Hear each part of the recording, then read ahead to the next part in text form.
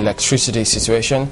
Well, it's no longer news that the main power plant collapsed, 1,880 megawatts. It's a shortfall, which we've got now. But Dr. Sam Amadi is here with us. He's the chairman, Nigeria Electricity Regulatory Commission. Thank you for coming on this morning. Thank you very much. Well. First and foremost, let's just find out. Give us a background. NERC, what do they do?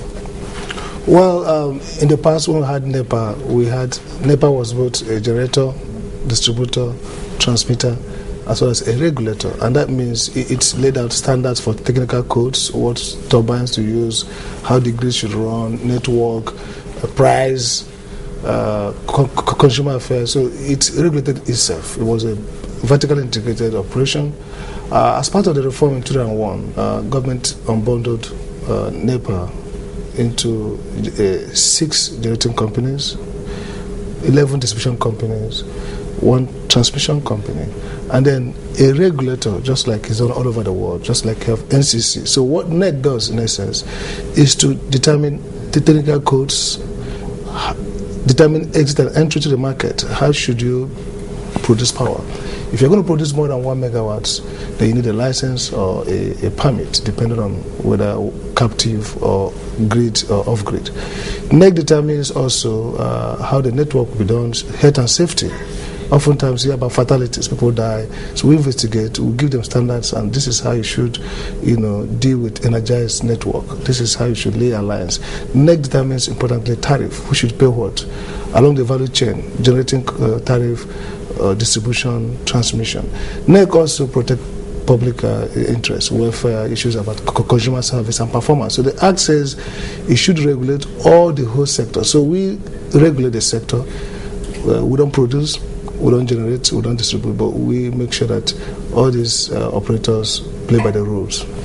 It's quite amazing when you say, you're just like a regulator. People would be a little bit worried and ask this big question this morning: what exactly do you regulate when they just can't even find these companies Absolutely. Or find this product in their homes? In any case, they don't even get, should I say, compensated when any of these stuff you just highlighted happen to maybe your gadgets in your homes or loss of lives. And that's the reason why you should have a regulator, because essentially the idea of regulation is that you create the product. You are right. If you have no product, then you regulate entry to produce it. For example, just last week we licensed about 20-something licenses with capacity to generate 6,800 megawatts. Now the point is this: without that license, the license gives them the confidence to come to the market, and that license carries a commitment to protect the investment. It carries a commitment to give them proper pricing. So that's one thing we do. We create that. You talk about liabilities for maybe outages. One of the codes says before you have scheduled outage, you have to let us know about it. Also, if disconnection, some people complain about, we're just disconnected. And that happens because most times operators don't know the consumer charter, which says before you discontinue, you have to give proper notice, even if a debtor customer. So essentially, we shouldn't be too pessimistic. We don't have adequate supply, but it's that regulation that will create a market that, just like we didn't have telecom, we had only landlines. Then when you had a regulator, NCC, and you open up the spectrum to be auctioned, then investors came, because they're going to come because there are standards, there are no expropriation. You provide them a convenient environment to invest their money and they recover. So the regulator actually creates, and our mandate in the Act says we should ensure private investment in the energy sector.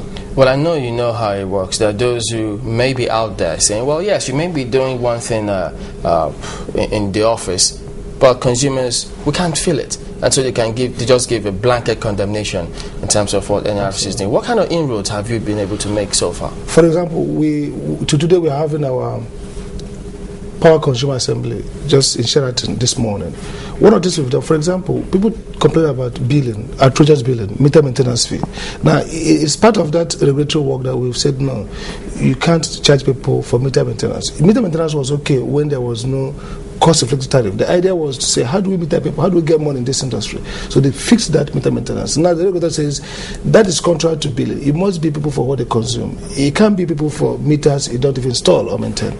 So we've taken that off, and today our response is that anybody who goes to vend for a PPSN card for power wouldn't pay meter maintenance. That's one. Two, we used to have over 40 system collapse average as at 2009 and 2010, but today on average maybe 10 minor and partial and complete collapse. So we are stabilizing the grid. It's difficult because the collapse was too much in the past. No investment in network, little investment in expanding capacity. For example, when this government came in power in 2010, the capacity was maybe it was 2,000, average to 2,500. But today we are above the 3,600 mark. Sometimes we get to 3,800. But it just dropped again. Yes. We're losing over 1,000 megawatts. Absolutely. That's why I said in the past, the graph is always nosediving. It's the same now. No. It's back and forth. If you remove, take for example, in 2009, it was 1,500 megawatts. And it's not just one-off, consistent. Last week, we were about 3,600 megawatts until this collapse. And most of this collapse, that's part of this. Most of this collapse because we are running on edge. You see, we are using all our capacity, just like you have 4 cars. If 2 are bad, you schedule them for repairs, you are still on the road.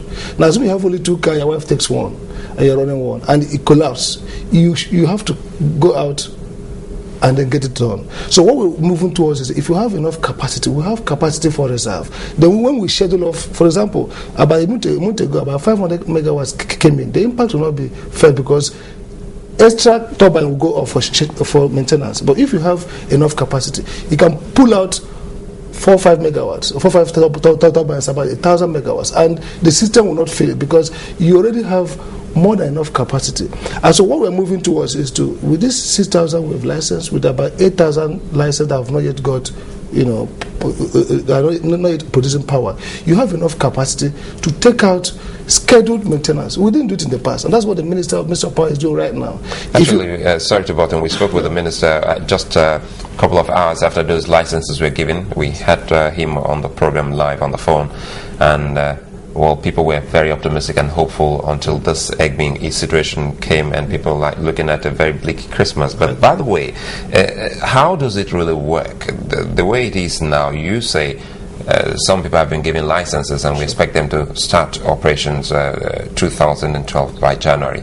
Is it that, for instance, the existing PHCN will be phased out by the end of this year, and we're getting to see some of these electricity companies from January? The existing PSL is for privatization. New owners will come, private equity, so they are going to be concession, the hydro.